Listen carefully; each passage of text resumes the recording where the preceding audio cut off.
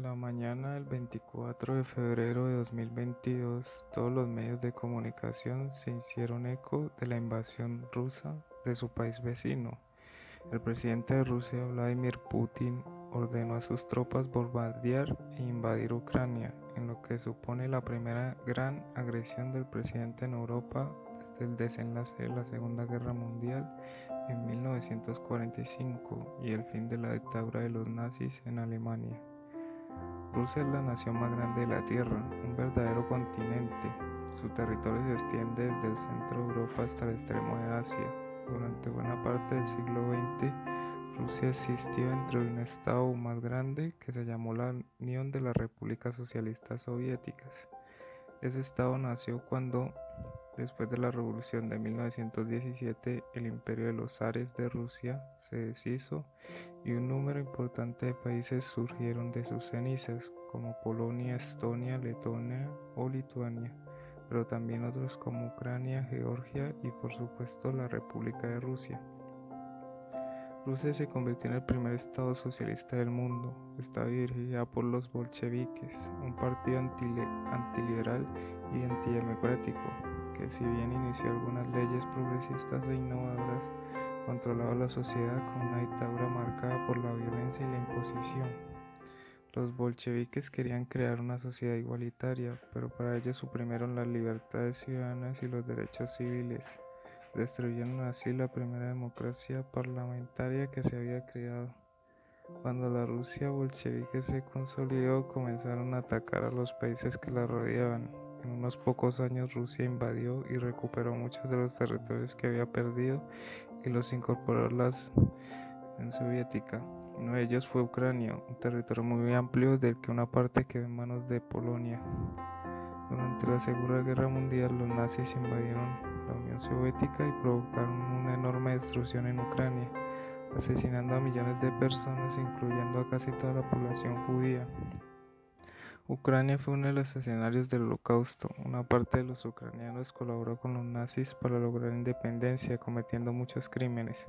Otra parte luchó contra los invasores nazis y consiguió expulsarlos del país junto con el ejército de la Unión Soviética.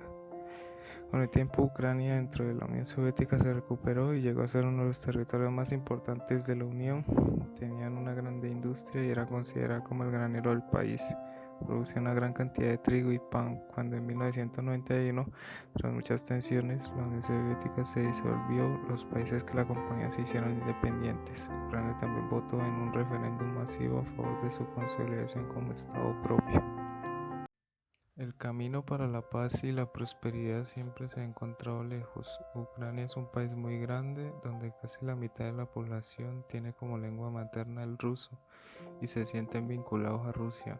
Había mucha indecisión acerca del camino que tenía que tomar Ucrania, ir hacia la Unión Europea y occidentalizarse o mantenerse bajo la influencia de Rusia. Muchos ucranianos pensaban que era posible tener ambas cosas. Durante años la tensión entre los dos países fue creciendo. Rusia acusó al gobierno ucraniano de ser ilegal y de apoyarse en la ultraderecha.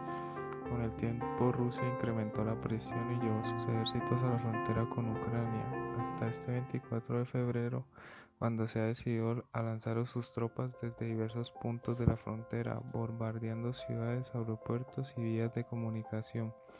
Para muchos rusos, Ucrania sigue siendo un territorio muy ligado a ellos, algo que también piensan muchos ucranianos.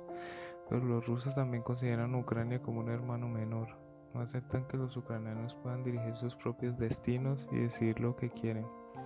Vladimir Putin y parte de los políticos rusos están acostumbrados a la idea de ser un imperio. Para ellos representa una humillación que Ucrania siga su propio camino en la política internacional.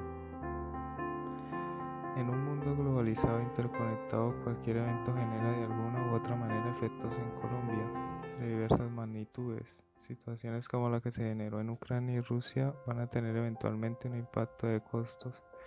Ninguna guerra de esta naturaleza es deseable en el mundo, por lo único que genera es destrucción, dificultades y muertes. Mientras la tensión entre Rusia y Ucrania se mantenga en un punto alto, un conflicto que parece ser lejano podría tener grandes repercusiones en la economía de Colombia.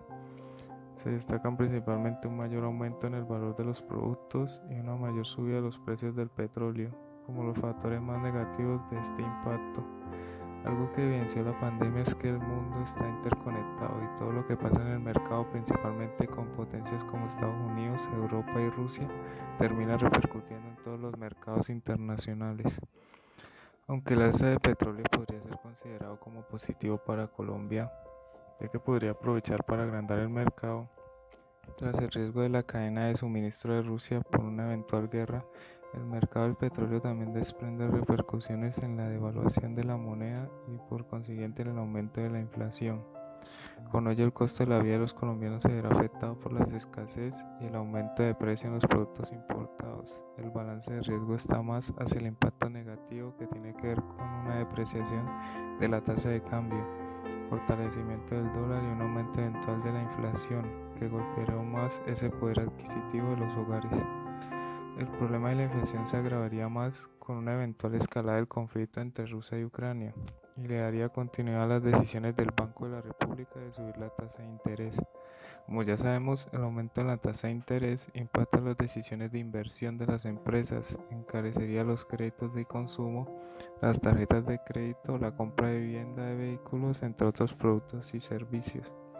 En ese sentido, bajo ese escenario podría haber un impacto en la recuperación económica de Colombia, especialmente por el aumento de la inflación. No se ve todavía como un riesgo sustancial, pero todo dependerá del alcance de este conflicto y el tiempo que dure.